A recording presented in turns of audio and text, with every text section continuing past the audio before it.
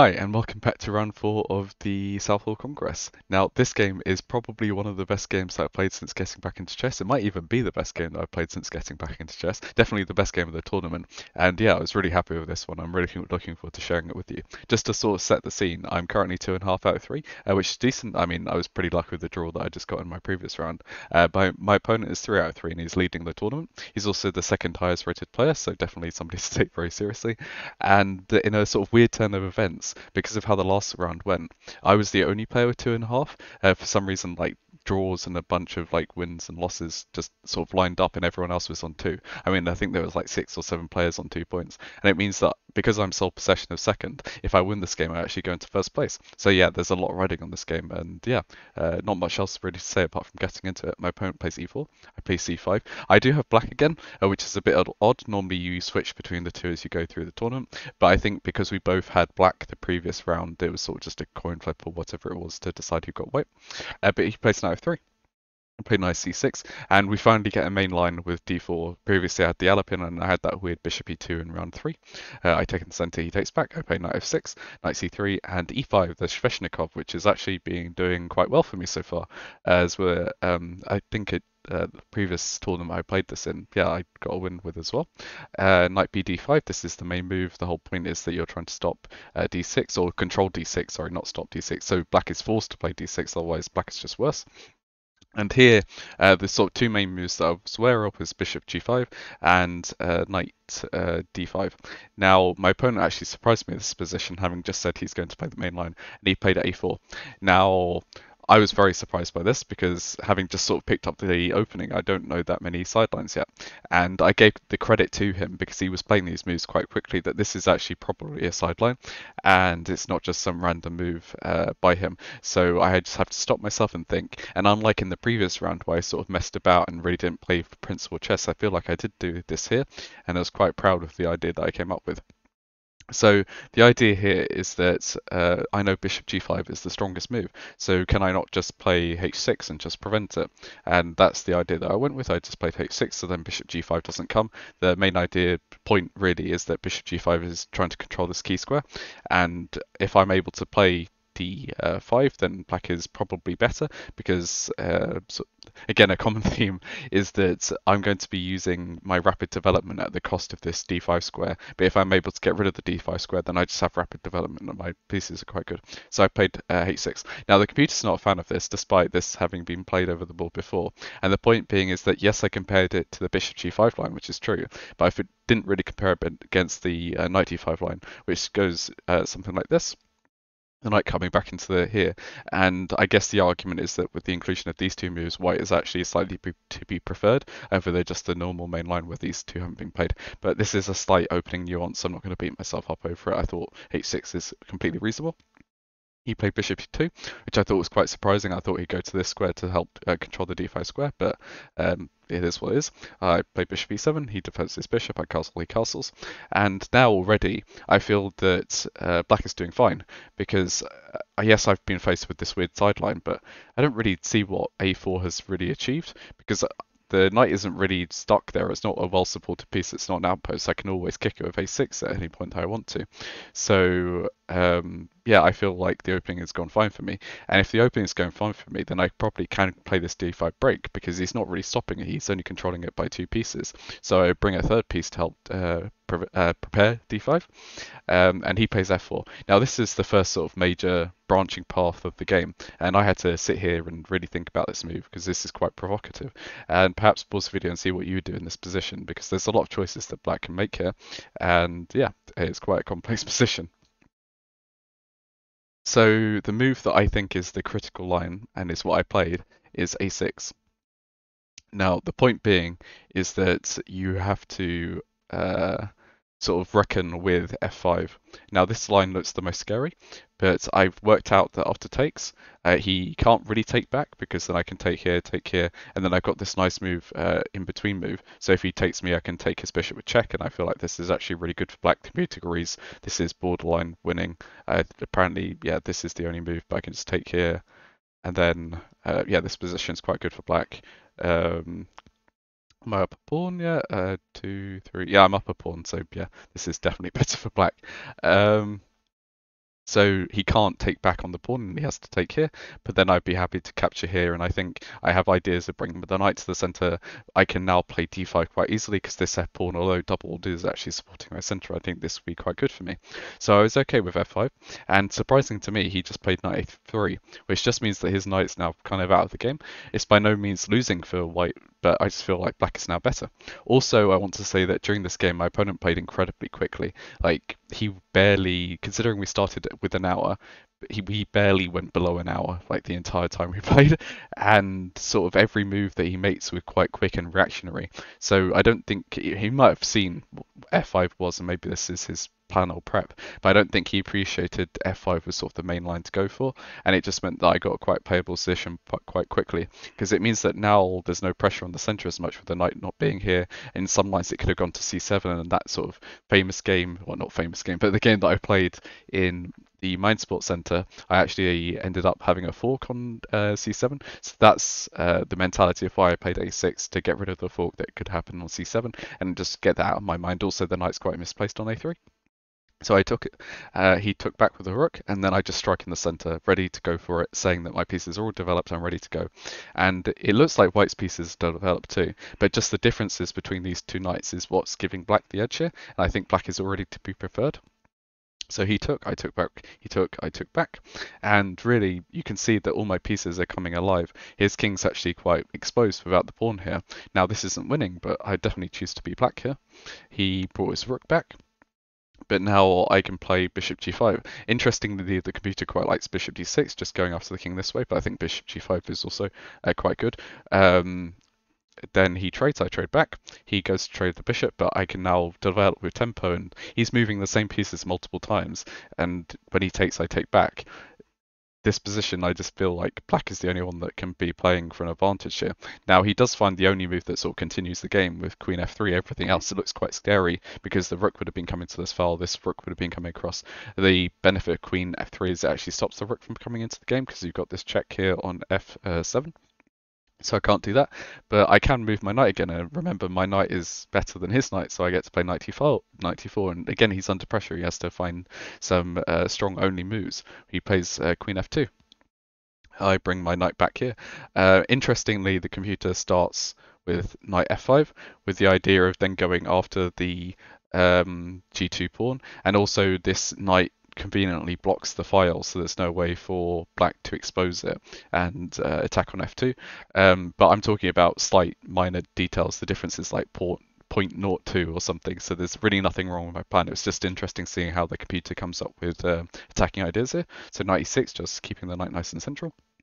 He goes for a rook trade, but I'm actually quite happy with the rook trade because I saw the end game that we could get to, which happens after knight takes, rook takes, and then rook d8 offering another trade, which he accepted. We get to this position, and now the opening is definitely over. We're pretty much sort of into an end game, and perhaps pause the video and sort of think about ideas that you would come up with black here, because what's white going to play? Is black better? And how are you going to sort of force any advantage if you've got any, or is this just going to head towards a draw ultimately?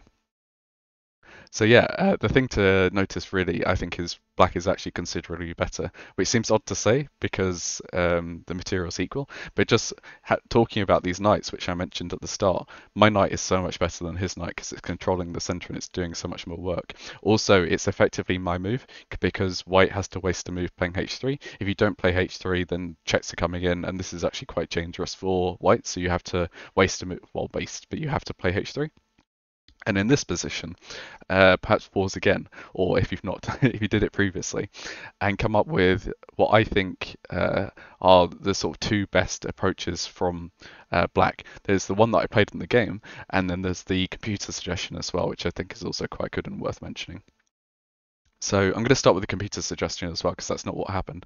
But the computer suggestion is to think about what the weaknesses are of the position, and noticing that this pawn on a4 is actually the target to go for, and it plays queen a5, which is actually a really strong move, because if you try to defend the pawn, this is pretty much the only way to defend the pawn. You actually have b5, and notice conveniently how centralized my knight is. It controls the squares that would defend the pawn with the queen, and white can't defend the queen anymore. Obviously, you can't take, then you're just hanging the rook.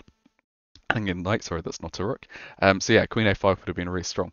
Now, the alternative is what I went for, which does go after the similar idea of queen d7 going after this pawn. And like I said previously, my opponent was playing very quick moves, and sort of the style he was playing was quite reactionary. So I thought that the next move from him might be quite I could obviously sort of predict just from his playstyle what he was going to play, and he did, and he played b3. Now the computer disagrees with b3, and it says that he should sort of just give up this pawn and start going after my pawns, and it's why queen a5 is slightly stronger, but whatever. But I think on a practical level, queen d7 is an incredibly strong move because he was going to play b3 just sort of, I could predict he was going to do that. And then I saw that I had a tactic in this position, which is to play first queen d1 checking, and then sort of a hard move perhaps for him to spot, especially if you're playing as quickly as he did, is that if he plays king h2, he's actually blundered the game because I now bring my queen back with a nice fork, and that the sort of the induction of b3 has undefended his knight, and I get to win the knight.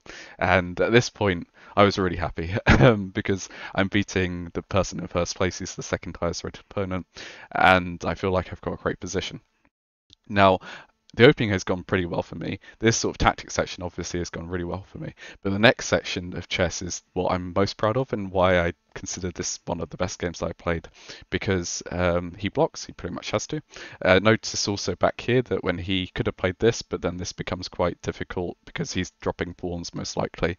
And black is still to be preferred. It's not over, but yeah, this is good for black. His b3 was pretty much a mistake.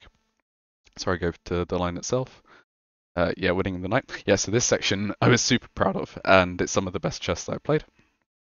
So he goes for a check to take my pawn, but I can sort of do the same thing and win 2 pawns whilst he wins 1 pawn. And I was down, not to very small amount of times. I think I still had 20 minutes left or so. And I just appreciated the fact that this endgame is probably going to take some time for me to win. I'm not going to win in the next 5 moves just because I'm up a knight. I've actually just got to play this slowly, methodically, and not get too pressured. I think there's a temptation in positions like this is to get quite stressed and think, oh, I've got to be winning. I've got to go for every key move. But I just didn't need to. I just need to improve my position slowly, which is what I did. So he played queen c6, I played queen b8, just checking him and getting him back onto the file, bringing my queen to the center, so it's nicely centralized. This is just good technique, I think. He checks me, but I can just block the check. He brings this queen across, so I can defend the pawn. And really, the whole point of this position is that he's just going to throw as many annoying checks at me as possible. In the meantime, I'm trying to win this pawn, or at least advance my position where if he's just busy defending the pawn, I can maybe come in and start an attack against his king. So I block the pawn so it can't go anywhere. It does mean he can check me, but I can move back, whatever, it's fine. He has no checks. He then has to defend the pawn. And a nice, I think, good move here is h5, because at various points I didn't really want to leave my king into the center if this pawn wasn't really defended. Now I only have one weakness on f7, and it just makes it much easier for me to play. King h2, I mean, it makes sense. You just have to shuffle backwards and forwards. I will say king h2, the ideal goal for me is not just to win this pawn, but also swap queens. So if at any point he checks me on a dark square and I'm able to protect my queen or knight, protect my queen with my knight or my king, then it'll go quite well for me, and I can swap queens, and then this knight is quickly enough to stop the pawn. So I just bring my king over. He checks me, but I'm just bringing my king to the center. And a bit more shuffling. This move was just sort of, hopefully if he did something like this, then I can go for the endgame that I wanted. He didn't fall for it, so I just put my queen back to blockade. I bring my king to the center. I bring my queen to block. Now that my pieces are all on dark squares, I noticed that my queen's on a dark square, so I want to keep my king on the dark square so I can avoid as many checks as possible. Yeah, I mean, he's just trying to go for anything. There's no checks in this position, really. I guess if you play something like this, then I can just block or something like this, and it's fine. I brought my knight out because if he is going to keep defending his pawn, then I'm going to go after the king. He played queen f3, and so slowly I've been building up. I've just been improving my position, making it better and better. It doesn't look like much has happened in the last 20 moves, but if you compare this position to when we started after the queen trade, let's go back to here. You can see that this position and the position that I have now is just it's slightly better, and it's taken me sort of 10, 15 moves to get here, but I'm slowly improving, and just being patient really helps. And the move here that I'm really proud of seeing is Queen A1, and this just improves my position, because yes, it's a check and I'm winning the pawn, but the key move that I had to spot here and what not to be afraid of is G3. Now G3 looks like it's winning the knight, and perhaps, oh no, I'm going to draw, but you can actually, I saw that I had the idea of checking the king, and eventually if I avoid the diagonals that the queen is covering, I'll get to this position. I saw this exact position in my head and saw that he's forced to swap queens, and of course this is completely winning up a pawn, up a knight. So through tactics and just general improving, I've managed to now win the outside pawn, and I can focus all my strength on the king side. And yeah, I was quite happy with this idea. Obviously, it does now mean he has some checks against me, because I've just sort of put my queen offside. But now I'm just going to go to the light squares because my queen's on the light square. And this is, again, I think really good technique by me. I'm really happy with this. And eventually I get to block. Now he checks me one more time, and I just block with a knight. It is possible for a motif to happen here, but there was a slight issue with it, and the same motif is going to happen up in a second, because after queen e4, move the king across, he checks me again, but now I get to move back, and now I can block with my queen. He checks me again, I block with my queen, and he plays queen g5. So the first goal of mine had been achieved. I swapped off a pawn on the edge of the board. Now the second goal I can achieve again is to swap the queens, and to do that I can sacrifice a piece. So the best move here, and what I'm really happy to see that I played, is queen f6. The idea being is that he can win the knight, but then I can force the queen trade. And then we get into this endgame, which is actually winning completely for black. And yeah, I'm super proud of how I played this. I pretty much just ground out.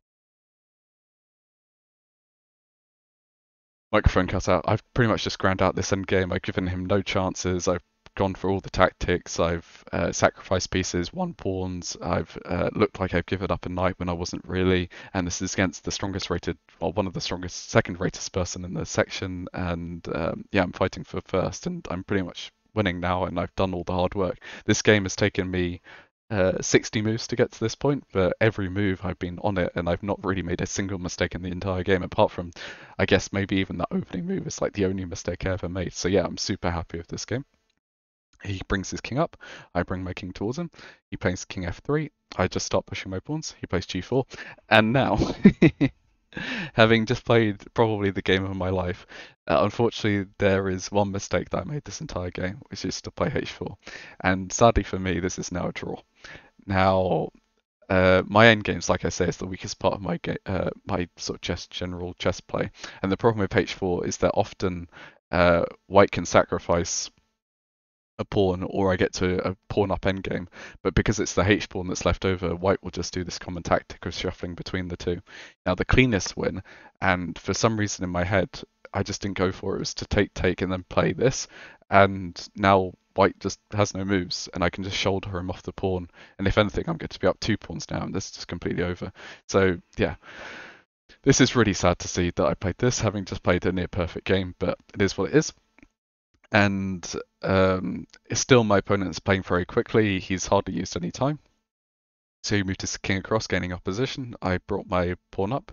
He moved across. I moved like this.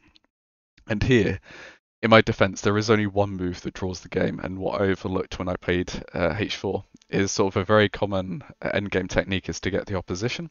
So the move that he has to play here is king f2. The point being is that either way that I move, he's then going to get a position. So if I go this way, he goes here. If I go this way, then he goes here. But fortunately for me, he didn't play that. He played this. And this is now losing for white because I get to use the shouldering technique, which is I'm the one getting opposition and I can start pushing him out, which is what happened. So just despite having bad end game technique, I then went on to have good end game technique and found the only move that won, and pushed him out. And eventually we got to this position and he had to resign because the only move that you can play now is this, and I'm winning all the pawns. It's 3 against 0 and I'm clearly just going to win.